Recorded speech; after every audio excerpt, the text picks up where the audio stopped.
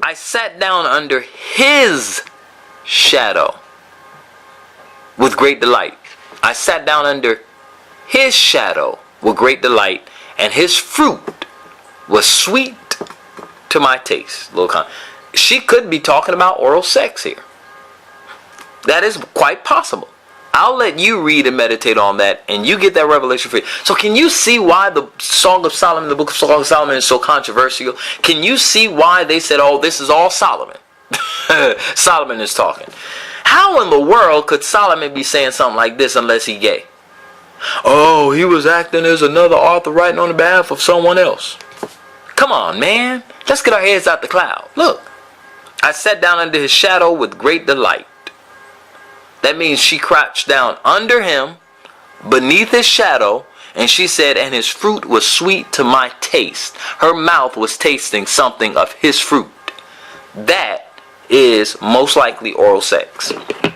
Now, for some of y'all think, oh, that, you know, when you get married, you shouldn't perform oral sex. That's dirty and that's not of God. Well, you know what? But I can show you that the scripture does encourage that your body belongs to your wife and your body belongs to your husband, etc. I can show you that. Watch this. Because see, watch this. Here's another thought I want to bring to many of you. Some of you say, this is for singles? Watch this. Do you know why a lot of people, when they get married, they fail in their marriages? Because they were never prepared for marriage. They were never told this stuff I'm sharing with you. And I'm telling you what I know. I'm not assuming this stuff. I was going to singles fellowship every week. I sat with some of the finest single women, dating to singles events, every New Year's, Christmas, every holiday. I was hanging out at their homes. We were fellowshipping. And we went to singles retreats. We went to trips and bus rides and some of everything. And let me tell you something, okay? I've been around singles who they do not have a clue about marriage. Grown folk in the church. Listen to me. And their view about finding a mate is waiting on the Lord. That's the most common thing you hear. Hear me. And watch this.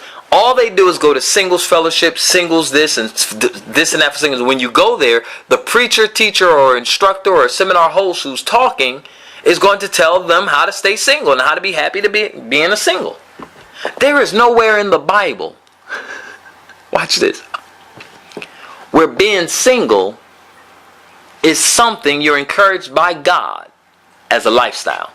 I said by God. You said, well, Paul did encourage to be as he is. He was a eunuch. He couldn't have sex. It is possible he didn't even have a sexual desire and he didn't have a wife. So he is the exception. Even with his statement, he said that was his opinion. That's not a command from the Lord. He said that several times. We're going to be looking at that during this series. Okay? Watch this. Verse 6. It says, his left hand. Now this is a sexual rendezvous right here. This is a romantic sexual rendezvous. Watch this. His left hand is under my head. Now watch the description. And his right hand doth embrace me. That's a sensual hold. That's a sensual hold. And usually that's a hold when you're kissing a woman or having sex with a woman. One or the other. Okay? When a man holds a woman like that. She is describing the way he is holding her. Watch this. And then she goes in verse 7. Here's her competitors, the daughters of Jerusalem. She got a lot of women after this man. We're talking about Solomon. He had 700 wives and 300 concubines. Now watch this. But this woman, this black woman,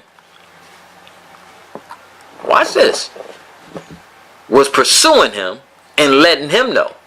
And letting these daughters of Jerusalem know that he's mine.